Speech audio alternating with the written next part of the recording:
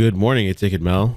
And with Farrah Carter, there's some interesting information. Okay, so there was 5 DNA tests done according to this Sun Sentinel article from 2003.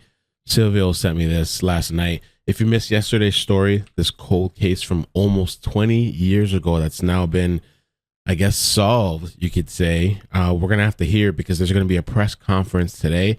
I don't know what time yet, but I want to be paying attention. But this incident with Farrah Carter happened in May 22nd, 2002. And this article here has some pretty interesting stuff. So we know that, she was stabbed to death in her home. And she went to Hallandale Adult Community Center. I said that last night. I actually used to go to that school as well. And she was living with her mother and Kim Battle and her two sisters. Her mother and her two sisters come back home and they find her body in a bloody scene. We saw some of the house in that video, I think, from last night. I don't know if that was dramatized in the video, if that was actual scene, but it also says she wanted to be a beautician and dreamed of eventually opening a restaurant, said her father, Tony Carter, a chef at the diner in Hollywood. He described his daughter as very friendly. Battle has since moved to Miami-Dade County and couldn't be reached for comment. So Kim Battle is the mother, okay? Tony Carter is the father. And this guy, Peluso, he's the detective, okay? Detective Ron Peluso. And remember, this is an old article from 2003. And so Peluso said, police don't have a motive for the killing, but Tony Carter said a jealous boyfriend could be responsible. Now, check this out, though. Peluso said investigators have tested the DNA of 5 men, including former boyfriends and a maintenance worker thought to have been in contact with Carter May 22nd, 2002, when the crime occurred, which is really interesting. The maintenance worker's business card was found lying on the floor next to the victim's body. Peluso said from 4 of the 5 men were negative. The tests from 4 of the 5 men were negative, and detectives are waiting for the results from the 5th. It's been almost a year, and we've had no substantial tips at all.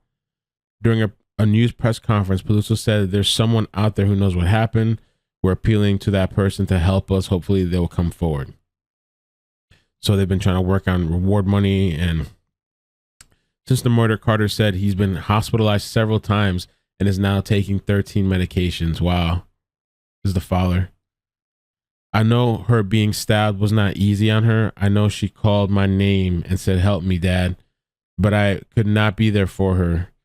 I don't understand how somebody could have done this. I can't even imagine. And the friend did say, her sister, Farrah's sister, did say that, she was a daddy's girl. So we're going to be finding out today. The weird thing about this is, I would have thought by now that, because it said 4 out of 5 men, these tests would have been conclusive already, right? So could it still have been any of these 5 people that were tested previously? Or are they X'd out? It says including former boyfriends were tested. So who could have been the person that stabbed her to death? So I wanted to bring this back into your minds, and maybe for people that missed, because I posted the video last night kind of late, almost 10 p.m. So maybe some people were sleeping. I'll put the link down below if you want to see last night's video. And I'll be, around today waiting to see what gets said in the press conference.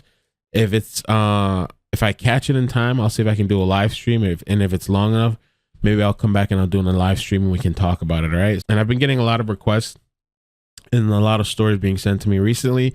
So we'll see. We're going to try to get the ball rolling again on the channel. All right. Take care. Peace.